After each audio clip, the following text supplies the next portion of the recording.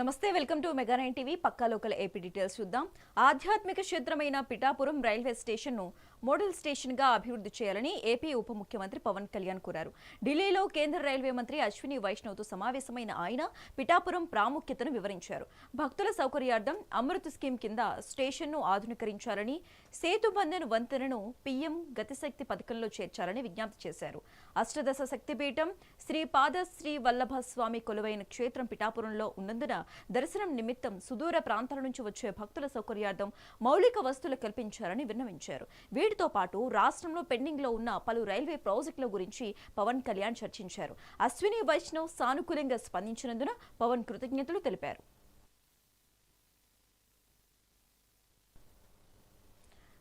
Arjuna award గ్రహీత ప్రముఖ Archer వెన్నం జ్యోతి సురేఖకు ఆంధ్రప్రదేశ్ ప్రభుత్వం అండకరణిచ్చింది. ఆమె సాధించిన విజయాలకు గుర్తింపుగా విశాఖపట్నంలో 500 గజాల నివాస స్థలాన్ని కేటాయించేందుకు రాష్ట్ర మంత్రివర్గం ఆమోదం తెలిపింది. ఈ మేరకు మంత్రి కొలుసు పార్థసారథి మీడియా సమావేశంలో వివరాలను వెల్లడించారు. అర్జున అవార్డు గ్రహీత కుమారి ఎర్రాజు జ్యోతికి విశాఖలో 500 గజాల నివాస స్థలం మరియు రాష్ట్ర ప్రభుత్వం గ్రూప్ 1 పోస్టు. ఈ పాప చాలా టాలెంట్ కలిగిన పాప. రాబోయే ఒలింపిక్స్లో మన భారతదేశం తరపున మెడల్ సాధించగలిగిన సత్తా ఉన్న పాప. చాలా పేదరికం నుంచి వచ్చి అనేక ఇబ్బందులు పడుతూ కూడా భారతదేశ గౌరవాన్ని కాపాడుతుందని చెప్పేసి కూడా తెలియజేస్తాను. మరి అంతర్జాతీయ స్థాయిలో అథ్లెటిక్స్లో పలు విజయాలు సాధించిన ఎర్రాజు జ్యోతికి ప్రభుత్వం నుండి 76.25 లక్షల నగదు ప్రోత్సాహం ఇప్పటికే ప్రభుత్వం ఇచ్చింది. వివిధ పథకాలు సాధించినందుకు 9.25 లక్షల నగదు ప్రోత్సాహం. 27 మే 2025 31 వరకు దక్షిణ కొరియాలో గుమ్మీలో నిర్వహించిన 26వ ఆసియా అథ్లెటిక్స్ ఛాంపియన్షిప్లో పథకం సాధించినందుకు 8 లక్షల నగదు ప్రోత్సాహం. 62వ national inter state senior athletics championship 2023లో పథకం సాధించినందుకు 1,25,000. రాబోయే జాతీయ అంతర్జాతీయ టోర్నమెంట్లకు సిద్ధమయ్యేందుకు డైట్ ఇతర అవసరాల కోసం 22.6 లక్షల ఆర్థిక సాయం. రానున్న కామన్వెల్త్ గేమ్స్లో ఆసియా క్రీడలకు సన్నద్ధమయ్యేందుకు అంతర్జాతీయ శిక్షణ నిమిత్తం 21.1 లక్ష ఆర్థిక సాయం కూడా ప్రభుత్వం అందిస్తుందని చెప్పేసి మనం చేస్తాను. నాకు తెలిసి రిలయన్స్ ఇండస్ట్రీస్ కూడా 1.5 కోటి వరకు ఫైనాన్షియల్ సపోర్ట్ ఈ పాపకి ట్రైనింగ్, ఇంటర్నేషనల్ స్థాయిలో ట్రైనింగ్ కోసం కానివ్వండి, ఫుడ్ కానివ్వండి, అన్ని అవసరం స్పాన్సర్. వైసీపీ ఎమ్మెల్సీ వరద కళ్యాణి మాట్లాడుతున్నారు. ఇప్పుడు లైవ్ చూద్దాం. తెలుగుదేశం పార్టీ ఎమ్మెల్యేలు లేదా జనసేన ఎమ్మెల్యేలు, ఈ కూటమి నాయకులు, కార్యకర్తలు ఇంత దారుణంగా వ్యవహరిస్తున్నారు. మహిళల మీద ఆకృత్యాలు చేస్తూ ఉన్నారు, అరాచకాలు చేస్తూ ఉన్నారు. కానీ ప్రభుత్వం అలాగే పోలీస్ వ్యవస్థ కనీసం స్పందించట్లేదు, కనీసం చర్యలు తీసుకోవట్లేదు. ఇప్పటికీ 24 గంటలు గడిచే ఎటువంటి యాక్షన్ కూడా తీసుకొని పరిస్థితి మనం చూస్తూ ఉన్నాము. అసలు ఈ రాష్ట్రంలో ప్రభుత్వం ఉందా, పోలీస్ వ్యవస్థ ఉందా లేదా అనే అనుమానం కలుగుతూ ఉంది. అసలు లీగల్ ప్రొసీజర్ సిస్టమ్ అనేది ఉందా, అసలు పని చేస్తుందా, అసలు పోలీస్ వ్యవస్థ పని చేస్తుందా లేదా అనేది అర్థం కాని పరిస్థితి ఈరోజు నెలకొని ఉంది. ఎందుకంటే ఒక మహిళ బహిరంగంగా బయటకు వచ్చి తనకు అన్యాయం జరిగింది, తన మీద అత్యాచారం జరిగింది, ఈ కూటమిలో ఎమ్మెల్యే చేశాడు అని చెప్పి వీడియో సాక్ష్యాలతో సహా ఆవిడ బయట పెడితే కనీసం ముఖ్యమంత్రి గారు అలాగే డిప్యూటీ సీఎం గారు, ఒక మహిళా హోంమంత్రి ఎవ్వరూ స్పందించట్లేదు. మాకు సంబంధం లేదు అన్నట్టుగా వ్యవహరిస్తూ ఉండే పరిస్థితి చూస్తూ ఉన్నాము. మరి చంద్రబాబు నాయుడు గారు పదే పదే ఈ రాష్ట్రంలో కూటమి ప్రభుత్వం అధికారంలోకి వచ్చాక ఆడపిల్ల మీద ఎవరైనా చేయేస్తే అదే చివరి రోజు అని చెప్తూ ఉంటారు కదా. 24 గంటలు గడిచింది. మీ కూటమిలో ఉన్న ఎమ్మెల్యేకి ఏమి చర్యలు అతని మీద మీరు తీసుకున్నారు చంద్రబాబు నాయుడు గారు అని నేను అడుగుతూ ఉన్నాను. మరి హోంమంత్రి అనిత గారు అయితే చాలా బిల్డప్లు ఇస్తూ ఉంటారు, చాలా స్టేట్మెంట్స్ ఇస్తూ ఉంటారు. మరి ఆవిడ మొన్న చెప్పారు, మొన్న ఏదో ప్రెస్ మీట్లో విన్నాను, ఇక్కడ ఉన్నది సిబిఎన్ పవర్ ఏంటో చూపిస్తాం, తప్పు చేసిన వాళ్ళని కఠినంగా శిక్షిస్తారు అంటూ చాలా చాలా పెద్ద పెద్ద డైలాగ్స్ వేశారు కదా అనిత గారు. మరి మీ సిబిఎన్ పవర్ ఈ కూటమి ఎమ్మెల్యే ఈ శ్రీధర్ మీద చూపించరా అమ్మా నేను అడుగుతున్నాను. మీకు రీల్స్ మీద పబ్లిసిటీ మీద ఉండే శ్రద్ధ ఇలా మహిళల రక్షణ మీద లేదు అనే విషయం క్లియర్గా అర్థమైంది. ప్రతి సందర్భంలో కూడా మహిళల రక్షణ అనేది గాలికి వదిలేసి ఎంతసేపు మా వైఎస్ఆర్ కాంగ్రెస్ పార్టీ నాయకుల్ని తిట్టడం, మా జగనన్నని తిట్టడం మీదే మీరు దృష్టి పెడుతూ ఉన్నారు తప్ప ఏ సందర్భంలో కూడా మహిళలకు అండగా నిలబడిన సంఘటన ఒక్కటి కూడా చూడలేదు ఈ రాష్ట్రంలో. అలాగే తీసుకుంటే పవన్ కళ్యాణ్ గారు తన జనసేన ఎమ్మెల్యే ఇంత దారుణంగా ప్రవర్తించాడు. ఇంత దారుణంగా ప్రవర్తిస్తే కనీసం 2 రోజులైంది, ఎటువంటి స్పందన లేదు, ఒక యాక్షన్ తీసుకుంటామని చెప్పలేదు. పార్టీ తరపున ఒక కమిటీ వేశారట. పార్టీ తరపున కమిటీ వేసి విచారణ చేయడం ఏంటి? ఈ రాష్ట్రంలో పోలీస్ వ్యవస్థ లేదా? రాజ్యాంగం లేదా? న్యాయ వ్యవస్థ లేదా? వాటి మీద మీకు గౌరవం లేదా పవన్ కళ్యాణ్ గారు అని నేను అడుగుతూ ఉన్నాను. మీరు ప్రశ్నిస్తాను అని చెప్పి పార్టీ పెట్టారు కదా, మరి మీడియా వాళ్ళు ఈ సంఘటన గురించి ఈ శ్రీధర్ అనే ఎమ్మెల్యే చేసిన పని గురించి మిమ్మల్ని ప్రశ్నిస్తే ఎందుకు మీరు సమాధానం చెప్పకుండా పారిపోయారు? మరి దానికి సమాధానం చెప్పాల్సిన బాధ్యత మీ మీద లేదా? మరి యాక్షన్ తీసుకుంటామని ఒక మాట కూడా మీరు చెప్పలేరా? అంటే మీరు, మీ పార్టీ, మీ కూటమిలో నాయకులు ఎంతగా అతనికి దన్నుగా నిలుస్తున్నారో అర్థమవుతుంది. మొన్ననే మీరు చాలా సందర్భాల్లో చెప్పారు, ఏంటి ఎవరివో చేతిరాతలు మార్చేస్తాము అని చెప్పడం జరిగింది. చేతిరాతలు పవన్ కళ్యాణ్ గారు మార్చేస్తారట. మరి మీ పార్టీలో మీ జనసేన ఎమ్మెల్యే ఒక మహిళ తలరాత మార్చేసి ఆమెను ఈరోజు రోడ్డు మీద పడేశాడు కదా. మరి మీరు ఏ చేతిరాతలు మార్చారు? అంటే మీ పార్టీలో కానీ మీ దృష్టిలో కానీ చేతిరాతలు మార్చడము అంటే మహిళల జీవితాలు నాశనం చేయడమా పవన్ కళ్యాణ్ గారు అని మిమ్మల్ని అడుగుతూ ఉన్నాను. మరి దీనికి సమాధానం చెప్పాల్సిన బాధ్యత మీ మీద ఉందా లేదా అని నేను అడుగుతూ ఉన్నాను. అలాగే మొన్న ఒక సందర్భంలో చెప్పారు, ఆడవాళ్ళకు అన్యాయం చేస్తే రోమం వలిచేస్తాను అని చెప్పారు కదా. మరి మీ ఎమ్మెల్యేకి ఎన్ని రోమాలు మీరు ఒలిచారు పవన్ కళ్యాణ్ గారు నేను అడుగుతూ ఉన్నాను. ఎంత దారుణంగా అతను ప్రవర్తించడం జరిగింది. మీరు అతని మీద యాక్షన్ తీసుకోవాల్సిన బాధ్యత లేదా? పార్టీ కమిటీలు ఎందుకు ఈ సంఘటనని తాత్కారం చేసి అలా లేట్ చేస్తూ మళ్ళీ తిరిగి బాధితురాలికే ఆమె మీద కేసులు పెట్టి ఆమెకి జైల్లో పెట్టడం తప్ప మీరు ఈ తప్పు చేసిన వాడికి శిక్షించే పని మీరు చెయ్యరా అని నేను అడుగుతూ ఉన్నాను. అలాగే స్పీకర్ గారు చెప్పడం జరిగింది, చాలా సంస్కరణల గురించి స్పీకర్ గారు పదే చెప్తూ ఉంటారు. మరి స్పీకర్ గారు మిమ్మల్ని అడుగుతూ ఉన్నాను, మీ శాసనసభలో ఒక ఎమ్మెల్యే ప్రభుత్వ విప్ కూడా, విప్ అంటే పార్టీ క్రమశిక్షణకి చూసుకోవలసిన వ్యక్తి, మరి అతని మీద మీరు ఏం చర్యలు తీసుకున్నారు? ఇప్పుడు ప్రివిలేజ్ కమిటీ ఉంటుంది, ఎథిక్స్ కమిటీ ఉంటుంది, మీ అండర్లో ఉంటాయి కదా. ఈ కమిటీలన్నీ ఇప్పుడు దించి దీని మీద విచారణ చేసి ఆ ఎమ్మెల్యే మీద యాక్షన్ తీసుకోవాల్సిన బాధ్యత మీ మీద లేదా స్పీకర్ గారు నేను అడుగుతూ ఉన్నాను. మొన్ననే మాక్ అసెంబ్లీ చేశారు చిన్నపిల్లలతో. అంతర్వేది శ్రీ లక్ష్మీ నరసింహస్వామి కళ్యాణోత్సవాలను పురస్కరించుకుని భారీ గజమాల ఊరేగింపు వైభవంగా జరిగింది. అల్లవరం మండలం ఓడల రేవు నుంచి అంతర్వేది దేవస్థానం వరకు సాగిన ఈ యాత్రలో వేలాది మంది భక్తులు పాల్గొన్నారు. దేవాలయ వ్యవస్థాపకుల వారసులు మరియు అగ్నికుల క్షత్రియ సామాజిక వర్గ నాయకుల ఆధ్వర్యంలో 16వ ఏడాదిగా ఈ మొక్కును ఘనంగా నిర్వహించారు. లక్ష్మీ నరసింహస్వామి కళ్యాణ వేడుకలో గజమాల సమర్పణకు ప్రత్యేక ప్రాముఖ్యత ఉంది. గత 15 ఏళ్లుగా నిరంతరాయంగా సాగుతున్న ఈ సాంప్రదాయం ఈ ఏడాది 16వ వసంతంలోకి అడుగుపెట్టింది. ఓడల రేవు నుంచి ప్రారంభమైన ఈ యాత్ర ఆద్యాంతం కోలాటాలు, మంగళ వాయిద్యాలతో ఆధ్యాత్మికంగా సాగింది. భారీ పరిమాణంలో ఉన్న ఈ గజమాలను స్వామివారికి సమర్పించి తమ భక్తిని చాటుకున్నారు. తెలుగు రాష్ట్రాల నుండి తరలి వచ్చిన భక్తులతో అంతర్వేది ప్రాంగణం కిక్కిరిసిపోయింది. ఎటువంటి అవాంఛనీయ సంఘటనలు జరగకుండా పోలీసులు భారీ భద్రతా ఏర్పాటు చేశారు. క్రమశిక్షణతో సాగిన ఈ యాత్ర స్వామివారి కళ్యాణోత్సవాలకు ప్రధాన ఆకర్షణగా నిలిచింది.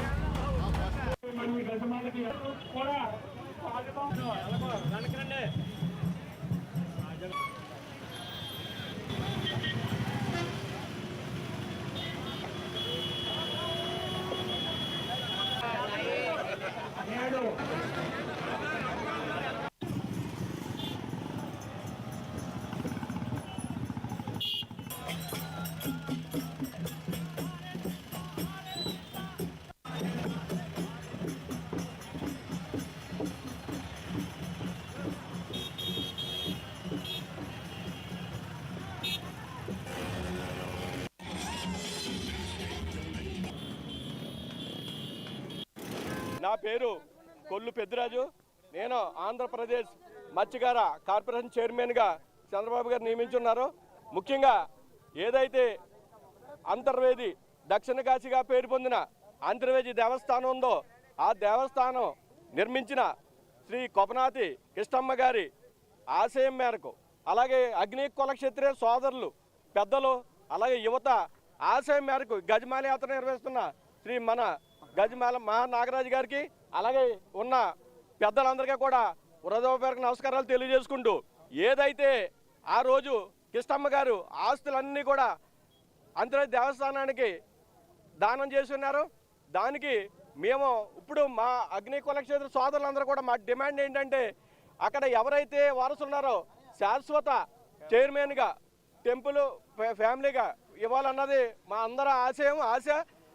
మరి కొప్పనాథి కృష్ణమ్మ గారు ఏ ఉద్దేశంతో ఈ ఆలయం నిర్మాణం చేసి జరిగిందో భక్తి శ్రద్ధలతోటి ఆ ఆలయం మరి ఇతర చేతుల్లోకి వెళ్ళి మరి ఆయన పేరు మరుగున పడిపోయే పరిస్థితికి వచ్చింది. కాబట్టి మా యావత్తు మా యొక్క జాతి అందరూ కూడా న్యాయపరమైన అన్ని రంగాల్లోని పోరాటం చేసి కిట్టమ్మ గారి పేరు ఆలయ ప్రతిష్టని మరీ పెంపొందించేలాగా మా వంతుగా మేము కృషి చేస్తామని చెప్పి ఈ సందర్భంగా మీడియా మిత్రుల ద్వారా 50 మంది ప్రజలకి తెలియజేసుకుంటూ సెలవు తీసుకుంటున్నాను. నమస్కారం. ఎవరైతే కొప్పనాథ కృష్ణమ్మ గారు స్థాపించారో ఆ వారసుడికి చైర్మన్ ఇచ్చే విధంగా మనం ప్రభుత్వం మీద పోరాటం చేసి మరి ముఖ్యమంత్రి గారికి మా చైర్మన్ గారు చెప్పారు కాబట్టి ముఖ్యమంత్రి గారికి, పవన్ కళ్యాణ్ గారికి, మిగతా శాసనసభ్యులు అందరికీ కూడా మంత్రి, పార్లమెంట్ సభ్యులు, ఎంపీ గారికి అందరికీ చెప్పి మేము మా డిమాండ్ ఏంటంటే ఒకటే కోరుతున్నాం. ఎవరైతే వ్యవస్థాపకులు ఉన్నారో వాళ్ళ వంశీయులకి మనం చైర్మన్ ఇమ్మని అడుగుతున్నాం. నా పేరు కొల్లు పెద్ద. ఇప్పుడు 864 ఎకరాలు ఉందని చెప్పేసి ఆలయ ప్రాపర్టీ లిస్టులో ఉందని చెప్పేసి వెబ్సైట్లో చూపెడుతున్నారు. మరి ఈ ఆస్తులన్నీ ఏమైనాయి? అదేవిధంగా ఇక్కడ ఈ తీర ప్రాంత ప్రజలందరూ కూడా ఆ ఇచ్చిన ఆభరణాలన్నీ కూడా తారుమారు చేశారని, రాళ్లు మార్చేశారని, వాల్యుబుల్ ల్యాండ్స్ అన్ని అమ్మేసి తక్కువ ల్యాండ్స్ కొని పెట్టేశారని అల్లూరు కృష్ణరాజు గారి మీద చాలా అపోహలు ఉన్నాయి. ఆయన చనిపోయేటప్పుడు అల్లూరు కృష్ణరాజు ఆయన వల్ల మేము ఇవాళ కోర్టు చుట్టూ రోడ్డు మీద తిరుగుతూ మాకు ఉన్న ఆస్తులు కూడా అమ్ముకుని ఆర్థికంగా కూడా చిదిగిపోయి ఉన్నాం. ఈ ప్రభుత్వం ఇప్పటికైనా సరే ఈ ధర్మాన్ని కాపాడమని చెప్పేసి మేము కోరటం జరుగుతుంది. మరి అటువంటి తప్పుడు అఫిడవిట్ ఇచ్చినటువంటి వ్యక్తికి అతన్ని ఫౌండర్ ఫ్యామిలీ మెంబర్గా గుర్తింపు పొందాలో లేదు కబ్జాదారుడిగా గుర్తింపు చేస్తారో అది మీ ప్రభుత్వం వారే నిర్ణయం తీసుకుని మరి మాకు సరైన అసలైన కొప్పనాథ కృష్ణమ్మ గారు వారసులు ఎవరైతే ఉన్నారో వాళ్ళకి తగు న్యాయం చేసి ఆ ఫౌండర్ ఫ్యామిలీ మెంబర్గా వాళ్ళ ఫ్యామిలీకి మాకు న్యాయం చేస్తారని చెప్పేసి మనస్ఫూర్తిగా కోరుకుంటూ సెలవు తీసుకుంటాం. జై హింద్. గతంలో వారాహి యాత్రలో మాకు మాట ఇవ్వడం జరిగింది. అలాగే బహిరంగ సభలో శ్రీ నారా చంద్రబాబు నాయుడు గారు కూడా మాట ఇవ్వడం జరిగింది. శాశ్వత ఫౌండర్ ఫ్యామిలీగా కొప్పనాథి కుటుంబీకులకి అర్హతను కల్పించాలని ప్రభుత్వానికి వేడుకుంటున్నాం. అలాగే ఇరు రాష్ట్రాల నుండి మా యొక్క డిమాండ్లను ఎంతో కాలంగా వినిపిస్తున్నాము. మరి ఈ యొక్క ప్రభుత్వంలో ఎన్నో చరిత్రాత్మకమైన నిర్ణయాలు తీసుకుని మరి వారికి తగిన విజయాన్ని ఇస్తారు. అలాగే మా సమాజ వర్గానికి కూడా ఈ ప్రభుత్వం గుర్తించి అతి తొందరలోనే శాశ్వత ఫౌండర్ ఫ్యామిలీగా ప్రకటించాలని. ఇప్పుడు 864 అన్ని దారులు అంతర్వేదికే అన్నట్టు అంతర్వేది వెళ్లే రహదారులన్నీ భక్తులతో కిక్కిరిసిపోయాయి. లక్ష్మీ నరసింహస్వామి కళ్యాణానికి సర్వం సిద్ధమైంది. రాత్రి 1:56 స్వామి అమ్మవార్ల కళ్యాణం భక్తి శ్రద్ధలతో జరపటానికి ఆలయ వేద పండితులు సిద్ధమయ్యారు. పటిష్ట బందోబస్తు మధ్య కళ్యాణం జరగనుంది. ఇక ఇదే అంశంపై మరింత సమాచారం అంతర్వేది నుంచి మా ఉభయ గోదావరి జిల్లాల కోఆర్డినేటర్ ఉదయ్ అందిస్తారు. కోనసీమ జిల్లా అంతర్వేదిలోని లక్ష్మీ నరసింహస్వామి వారి దివ్య కళ్యాణ మహోత్సవానికి అయితే సర్వం సిద్ధమైంది. మరికొద్ది గంటల్లో లక్ష్మీ నరసింహస్వామి వారి దివ్య కళ్యాణ మహోత్సవం ఇదే వేదికపై జరగనుంది. రాష్ట్రం నలుమూల నుంచే కాకుండా దేశంలోని వివిధ ప్రాంతాల నుంచి కూడా ఇప్పటికే భక్తులైతే అంతర్వేదికి చేరుకున్నారు. ఈ అంతర్వేది కళ్యాణాన్ని కన్నులారా వీక్షించడం జన్మల సుకృతంగా అయితే భక్తులు భావిస్తారు. అసలు ఈ కళ్యాణోత్సవాలకు ఎంతమంది భక్తులు హాజరవుతారు, వారికి ఏమేమి ఏర్పాట్లు చేశారనేది మనతో మాట్లాడడానికి ఆలయ ఉన్నారు, ఆయనతో మాట్లాడదాం. సార్, ఈ కళ్యాణోత్సవం ఎన్ని గంటలకు ప్రారంభమవుతుంది, ఎంతమంది భక్తులు ఈ కళ్యాణోత్సవానికి హాజరవుతారని అంచనా వేశారు, ఏ ఏర్పాట్లు చేశారు? ఓం లక్ష్మీ నరసింహాయ నమః. ఈరోజు ఈ కళ్యాణ మహోత్సవం సందర్భంగా దాదాపు ఒక 50,000 మంది సుమారు పైనే హాజరవుతారని అంచనా వేసుకోవడం జరిగింది. కళ్యాణ మహోత్సవం 12:15 స్వామివారిని ఆలయంలోంచి తీసుకొచ్చి వేంపై చేసిన తర్వాత కళ్యాణ మహోత్సవం క్రతువు కార్యక్రమం ప్రారంభమవుతుంది. కళ్యాణ మహోత్సవం పూర్తయ్యేసరికి 2:30-3:30 ఆ ప్రాంతానికి పూర్తవుతుంది. ఆ తర్వాత స్వామివారిని తీసుకెళ్ళి తలుపులు వేసి 1 గంట తర్వాత 4:30 నుంచి భక్తులకి దర్శనం ఇవ్వడం జరుగుతుంది. ఈ కళ్యాణ మహోత్సవం 2500 మంది వీక్షించేలాగా ఈ షెడ్లో ఏర్పాట్లు చేయడం జరిగింది. టికెట్లు కానివ్వండి, విఐపీలు కానివ్వండి, లేకపోతే విఐపీలు కానివ్వండి, అఫీషియల్స్ కానివ్వండి, లేకపోతే పొలిటీషియన్స్ కానీ మొత్తం అందరూ కలిపి 2500 మంది చూసేలాగా ఏర్పాటు చేయడం జరిగింది. అదే ఈ కళ్యాణ మండపానికి ఎడం వైపున కుడివైపున కూడా ఎడం వైపున 1000 మంది, కుడివైపున 1000 మంది చూసేలా కూడా కుర్చీలు ఏర్పాటు చేయడం జరుగుతుంది. దానికి ఎదురుగుండా LED స్క్రీన్లు పెట్టడం జరుగుతుంది. అదేవిధంగా ఇక్కడే కాకుండా బయట రోడ్ల మీద అంతా చాలామంది చూసేలాగా LED స్క్రీన్లు కూడా ఏర్పాటు చేయడం, 17 LED స్క్రీన్లు ఏర్పాటు చేయడం జరిగింది. సార్, ఇప్పుడు అంటే ఈ రోజు కళ్యాణం తర్వాత రేపు సముద్ర స్నానాలు చేసిన తర్వాత భక్తులు ఈ ఆలయానికి అయితే దర్శనాలకు వస్తారు. రేపు ఎన్ని గంటల నుంచి దర్శనాలు అయితే భక్తులకి అనుమతిస్తారు? అసలు రేపు ఏ కార్యక్రమాలు ఉండబోతున్నాయి? రేపు తెల్లవారుజాము 4 గంటల నుంచి భక్తులందరికీ సర్వదర్శనాలు ఇవ్వడం జరుగుతుంది. తర్వాత రేపు మధ్యాహ్నం 2 గంటల నుంచి రథోత్సవం కార్యక్రమం ప్రారంభమవుతుంది. 6-6:30 గంటల సమయానికి ఈ రథోత్సవం కార్యక్రమం పూర్తవుతుంది. ఇప్పటికే ఈ అంతర్వేదిక అయితే భక్తులు తాకిడి పెరిగింది. ఇప్పటికే ఈ అంతర్వేదిక అయితే భక్తులు చేరుకోవడం జరిగింది. ఈ శాశ్వత కళ్యాణ వేదికపై స్వామి అమ్మవార్లను ఆశీలన చేసి ఇక్కడే ఈ కళ్యాణ మహోత్సవం జరిపించడానికి అర్చక స్వాములు అయితే సిద్ధంగా ఉన్నారని చెప్తున్నారు. రాష్ట్రం నలుమూల నుంచి భక్తులు ఇప్పటికే అంతర్వేదిక చేరుకున్నారు. రాష్ట్రంలోని అన్ని దారులు అంతర్వేదిక వైపుకే దారితీస్తున్నాయి.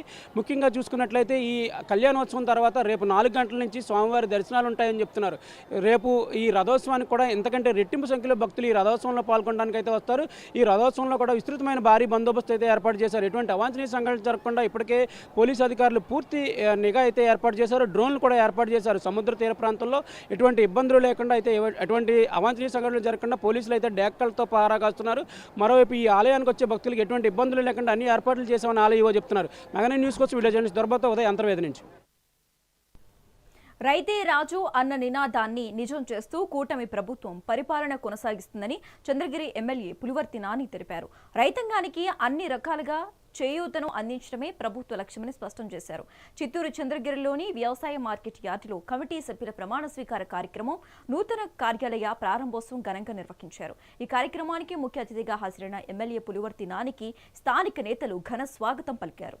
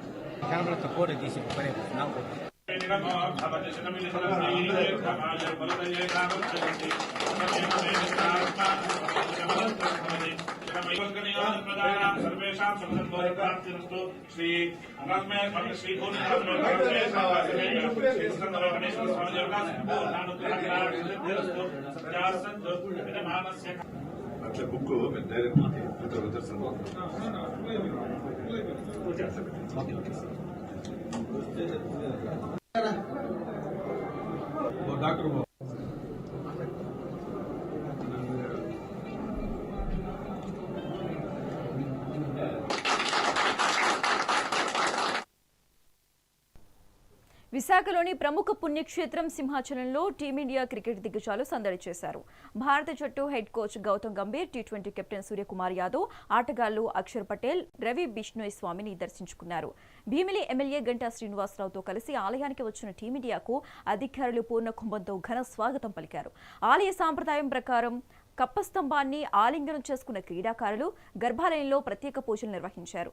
దర్శన అనంతరం వేద పండితులు వారికి ఆశీర్వచనాలు అందించి స్వామివారి శేషవస్త్రం ప్రసాదంతో గౌరవంగా సత్కరించారు.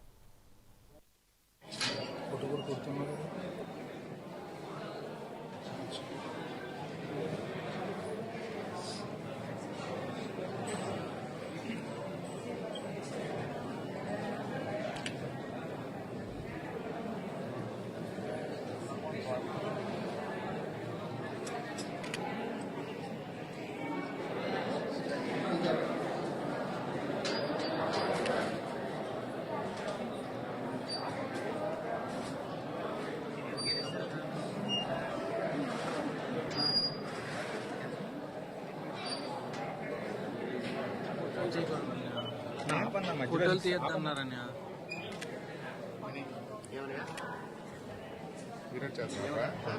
తీయద్దన్నారని వాళ్ళు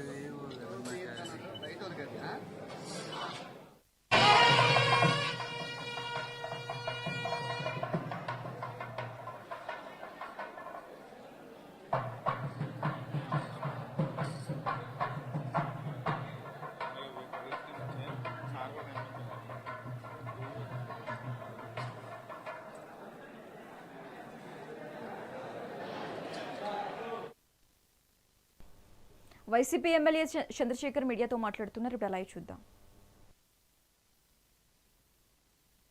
పొన్నూరులో సర్పంచ్ టీ తాగుతుంటే రాడ్డు తీసుకొని వచ్చి తల మీద మోదారు. గురజాల్లో 30 మంది మీద దాడులు. మాచర్లలో కొట్టక చస్తున్నారు. తెలుగుదేశం నాయకులు కొట్టక చస్తుంటే ఆ కేసు పిన్నెల్లి రామకృష్ణారెడ్డి అన్న మీద పెట్టి తప్పుడు కేసు జైల్లో పెట్టడం. ఒకరినా ఇద్దరినా? ప్రతి ఒక్క వైఎస్ఆర్సీపీ నాయకుడిని జైల్లో పెట్టడం, రాక్షస ఆనందం పొందటం, ఇదే శాంతి భద్రతలను వాళ్ళు రక్షిస్తున్నట్టు చూపించుకోవటం. ఇప్పటికన్నా మానండి. ఆ మహిళ నన్ను కారులో అత్యాచారం చేశాడు, 5 సార్లు నాకు అబార్షన్ జరిగింది అతని వలన అని చెప్తే మహిళా కమిషన్ ఏం చేస్తుంది? స్పందించదా? చంద్రబాబు నాయుడు గారు వద్దన్నారా? హోంమంత్రి గారు ఏం చేస్తున్నారు? ప్రతిపక్ష నాయకుడి మీద ట్వీట్లు వేసి అపహాస్యం చేయడం, ఇదేనా మీ యొక్క హోంశాఖ కార్యక్రమం? హోంశాఖ అంటే ఇంట్లో ఉండే శాఖగా మార్చేసింది అనితమ్మ. వర్క్ ఫ్రమ్ హోమ్గా చంద్రబాబు నాయుడు గారు అన్నారు కదా, పోలీసుల్ని వర్క్ ఫ్రమ్ హోమ్ నుంచి చేస్తామని. వర్క్ ఫ్రమ్ హోమ్ అనేటటువంటి విధంగా పాతాళానికి పోలీస్ వ్యవస్థను తొక్కేసింది అనితమ్మ. హోంమంత్రి గారు సాక్షాత్తు ఈ రాష్ట్ర ముఖ్యమంత్రికి ఆ మహిళ సంక్రాంతి సందర్భంగా చంద్రబాబు నాయుడు గారు కుప్పం వెళ్ళి మరి అర్జీ ఇచ్చిందంట చంద్రబాబు గారికి.